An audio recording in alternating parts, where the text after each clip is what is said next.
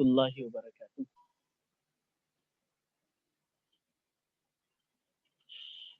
جی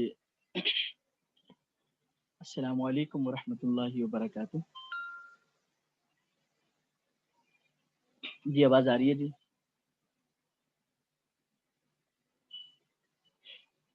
بسم اللہ الرحمن الرحیم.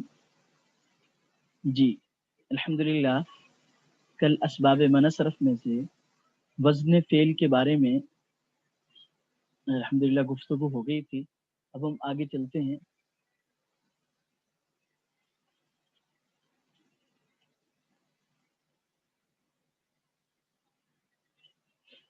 جی وصف. جی اسباب منصرف میں سے ایک سبب وصف بھی ہے. وصف یہ بھی غیر منصرف کا سبب بنتا ہے. ٹھیک ہے جی، بات سمجھ میں آ رہی ہے جی؟ آواز آ رہی ہے میری صاف؟ اچھا تو لیکن اس کے لیے شرط جو نحویین نے لگائی ہے وہ یہ ہے کہ وہ اسم اصل وضع میں وصف ہو. وہ اسم اصل وضع میں وصف ہو.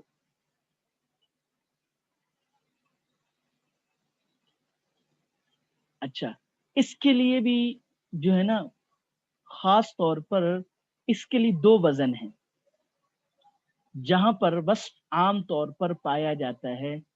ٹھیک ہے، اس کے لیے دو وزن. ایک وزن ہاں ایک وزن جو ہے وہ فعلاؤ کا ہے،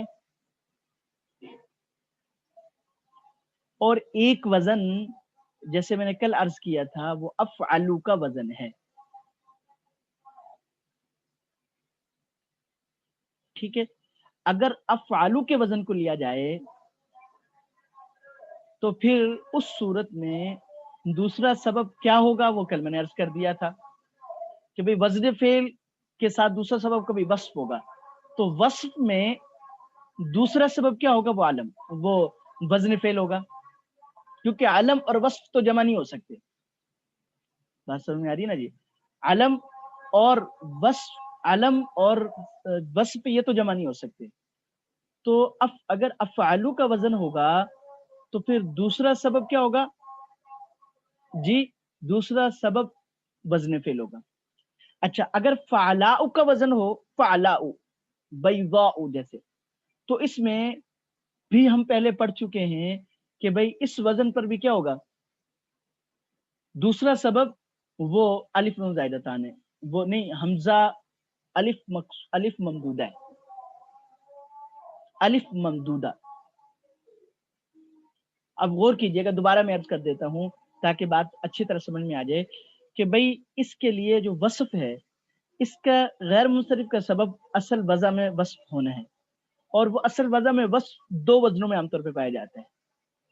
ٹھیک ہے جی، یہ ابتدائی گفتگو ہے. کوئی تفصیلاً جو ہے مزید آپ جیسے ایک دفعہ سمجھ میں آ جائے تو پھر مزید کوئی وزن ملے یا مزید کوئی قاعدہ ملے تو وہ سمجھ میں آ جاتا ہے.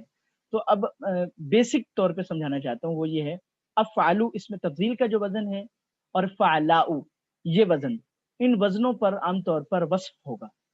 اچھا افعلو کے وزن پر اگر وصف ہوگا تو دوسرا سبب وزن فعل ہوگا.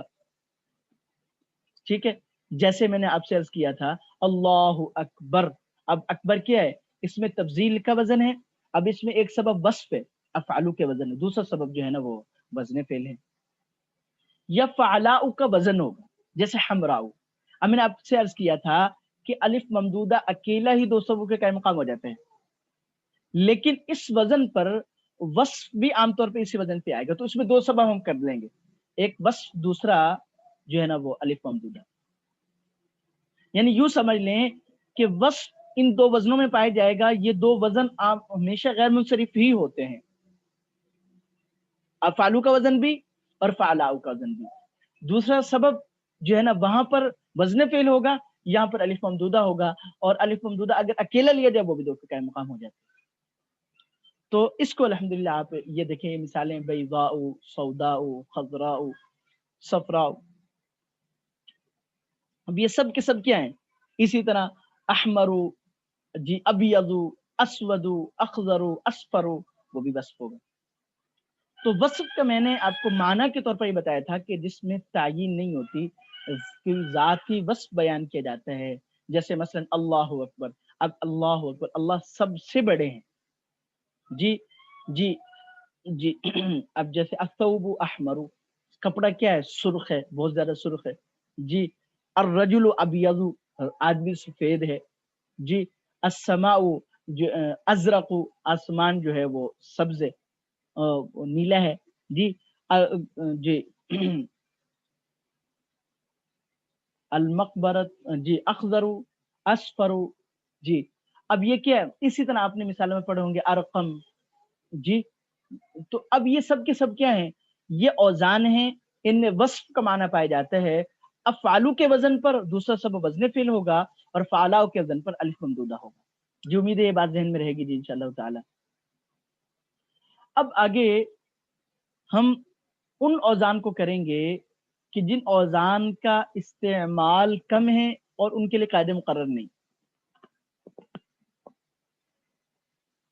جن اوزان کا استعمال کم ہے اور ان کے لیے قاعدے مقرر نہیں، ان میں سے پہلا سبب ترکیب ہے، ترکیب۔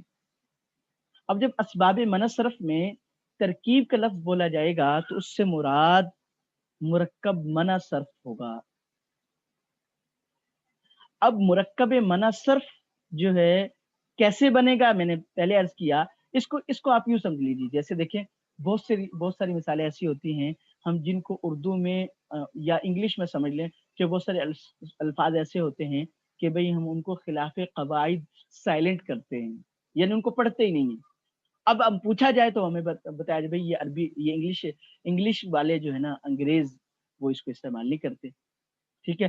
کہیں کسی لفظ کا معنی اور ہوتا ہے، لیکن کسی جو ہے نا وہ حروف تہجی جو ہیں یعنی اسپیلنگ جو ہے ان میں کہیں اور معنی ہوتا ہے، اگر کسی اور کے ساتھ ملے تو کوئی اور معنی ہوتا ہے، قاعدے مقرر نہیں۔ تو اب جو قواعد ہوں گے نا ان کے لیے اہل عرب نے قاعدے مقرر نہیں کیے، ٹھیک ہے، ان کے لیے کیا ہے؟ یہ خلاف قواعد ہیں، اس لیے جو مثالیں انہوں نے بتا دی ان میں تو ہم کریں گے، جو مثالیں نہیں بتائیں ان میں ہم ان کے استعمال نہیں کر سکتے، یعنی اپنی طرف سے نہیں بنا سکتے۔ اب دیکھیں جیسے ترکیب ہے، اب ترکیب سے مراد مرکب منع صرف ہے، اس کی چند مثالیں آپ کے پاس جو ہے نا یہاں پہ موجود ہیں، اور بھی ایک آدھ مثال اور بھی ہوگی لیکن زیادہ مثالیں نہیں ہیں، جی اب لیکن اس کے لیے شرط کیا ہے؟ اس میں دوسرا سبب علم پایا جائے گا، جیسے حضر موت، اب یہ حضر اور موت سے مرکب ہے، دونوں کو ملایا اہل عرب نے تو اس کو مرکب منع صرف بن گیا۔ اب اس میں دو سبب غیر منصرف کے، ایک ترکیب ہے اور دوسرا سبب علم، کیونکہ دونوں کو ملا کر ایک جگہ کا نام رکھ دیا۔ بالا اور بکا الگ الگ نام تھے، بالا شہر کا نام تھا بانی شہر کا، اور بکا جو ہے نا وہ بت کا نام تھا غالباً، تو ابھی دونوں کو ملا کر ایک وہ علم بنا دیا، مرکب منع صرف ہو گیا۔ اب اس میں دو سبب ہیں، ترکیب اور جو ہے نا علم۔ معدی کرب، اب یہاں پر بھی کیا ہے؟ معدی الگ تھا، کرب الگ، قریب الگ تھا، ٹھیک ہے، تو غالباً کرب لفظ ہے، تو اب ان کو ملا کر ایک نام کر دیا، تو اب یہ کیا ہے؟ ان کے استعمال بھی کم ہیں، جی ان کا استعمال بھی کم ہے اور ان کے لیے کوئی قاعدہ بھی مقرر نہیں۔ بات سمجھ میں آ رہی ہے جی؟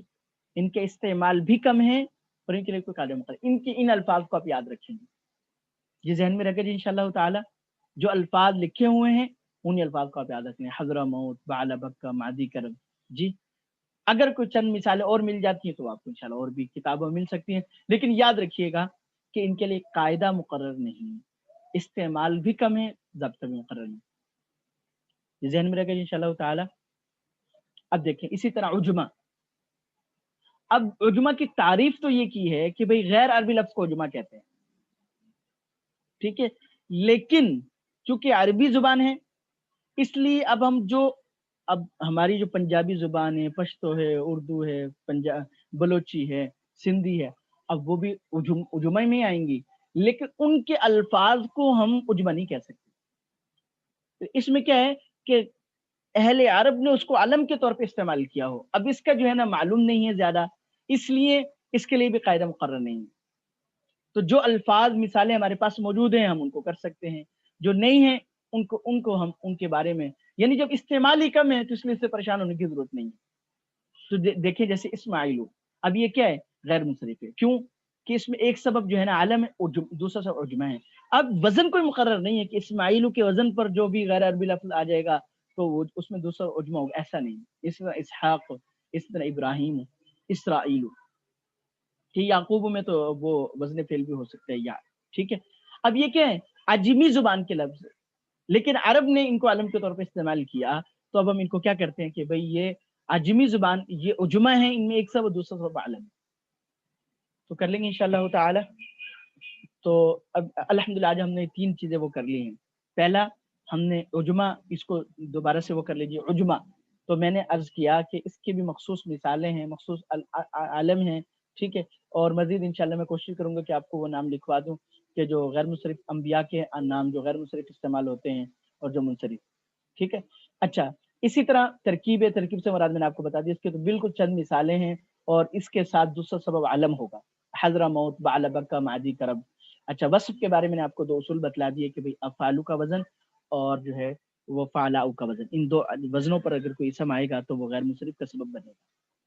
कर लेंगे इंशाल्लाह ताला। चलिए, दुआ में याद रखिएगा। फिर इंशाल्लाह हमारा एक सबक रह गया असबाब नसरफ के, इंशाल्लाह फिर ये भी मुकम्मल हो जाएंगे। फिर इंशाल्लाह मुरक्कबात की तरफ चलेंगे। दुआ में याद रखिएगा। अस्सलाम वालेकुम रहमतुल्लाहि व बरकातहू।